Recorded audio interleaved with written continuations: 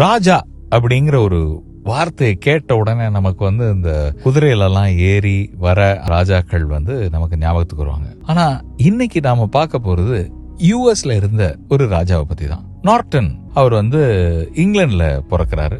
1849ல San பிரான்சிஸ்கோக்கு போறாரு. அங்கதான் அவர் settle ஆறாரு. நான் தான் அமெரிக்காவுடைய எம்பரர் அப்படின்னு இன்ட்ரோடியூஸ் பண்ணிக்கிறாரு. இந்த ஜோக்கர்னு ஒரு படம் இல்ல, அதுல குரு சோமசுந்தரம் நடிச்சிருப்பார்ல, அந்த மாதிரி ஒரு கேரக்டரா வராரு.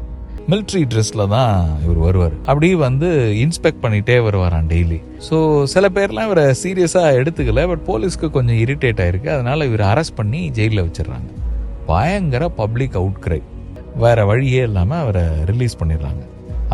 அவருக்கு தெரிஞ்ச ஒரு பிரஸ்ல கொடுத்து கரன்சி நோட்டெல்லாம் அடிச்சு வச்சிருக்காரு. அவர் பேர்ல கரன்சி நோட் இருக்கும். ஒரு 20 வருஷம் கிட்டத்தட்ட ஒரு ராஜ வாழ்க்கை தான் வாழ்ந்துட்டு இருக்காரு. அந்த காலத்துல இவருடைய படம் போட்ட சூவனியர்ஸ் எல்லாம் கூட இருந்ததுதான். குவீன் விக்டோரியாக்கெல்லாம் லெட்டர் எழுதியிருக்காரு. நம்ம 2 பவர்ஸும் சேர்ந்தா சூப்பர் பவர் ஆயிடலாம்.